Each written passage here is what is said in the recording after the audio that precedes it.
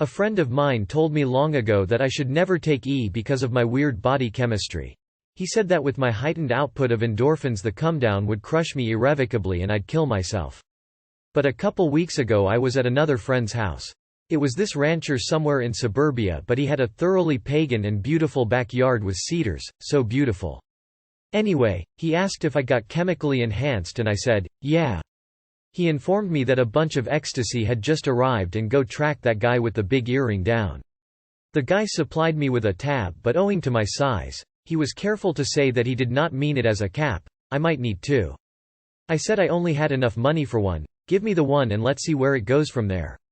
He gave me the warnings. Drink tons of water, and everyone here will give you lots and lots of love and hugs. Now, a few years ago, I was still dealing with some trash life had led me into, thrown at me, and as a result I was still quite angry. The years have mellowed and centered me a good deal and I was pretty sure I could take it in stride.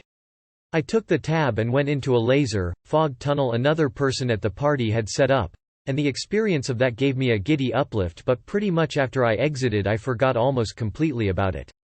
Then 2 or 3 hours later, bingo. My head's whirling, I'm a little queasy, I'm yawning like crazy. The sitting room had a nice big overstuffed leather chair, so I snuggled down into that. Periodically throughout the break my host and supplier would come over and say, "How ya doin', darlin'?" and follow up with a hug or rub or little kiss. The smooth softness of the leather felt good, but I was still sleepy, queasy, so I laid down across the arms. I dozed a bit, and when next I opened my eyes a bunch of other people who dozed too were over by the fireplace, hugging. The guy had been neck-rubbing the chick, but they wound up in a spoon hug, just that. He leaned down over her shoulder and hugged her, and she leaned back and laid her head on his shoulder.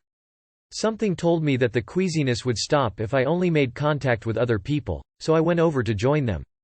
Cuddle puddle. We all crowed, and I was transported with happiness to find a group of people who so openly accepted me. The guy laid on his back and I laid my head and paw over his belly, and the chick spooned me. They both started stroking my hair and I tickled his mutton chops and nuzzled his breastbone. He asked me my name and I told him.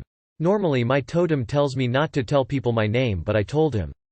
He loved it and smiled and started crooning about wolf fur and how the long silky guard hairs are pretty, but the woolly undercoat keeps the wolf so warm. I asked which tribe he was from and he said he was a child of Gaia Arun. I told him I was a Métis Theurg and we decided to form a pack together. We all of us in the cuddle puddle decided to form a pack and we started snugging and playing and nuzzling together. I think we stayed like that for an hour or more, but it was a nice, eternal glowing hour. There was a clock right up above me so I could watch the time pass, but it felt as if the time hadn't passed, it was just another number. The nice thing about E is that I was just happy in the now. Everything was cool and my face was sore from the biggiest, sappiest grin I've ever had in my life.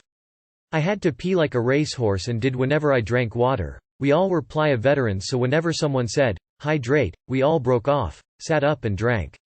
I thought it was entirely amusing that night, I was only borrowing water smiley face.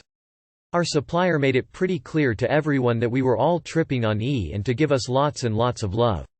He would periodically drop down into the group and dispense hugs, snuggles, kisses and endearments. We thought it was funny that a wolfpack would be forged in ecstasy, but I reminded everyone that, all acts of beauty and pleasure are mine, saith the goddess. The neat thing was, I knew I was on E and knew the warnings.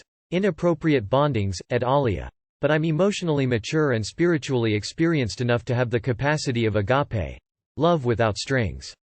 Even if I never see my packmates again, even if they deny it, even if our elders reprove us, we'll always have those lovely 2 hours in front of the fire.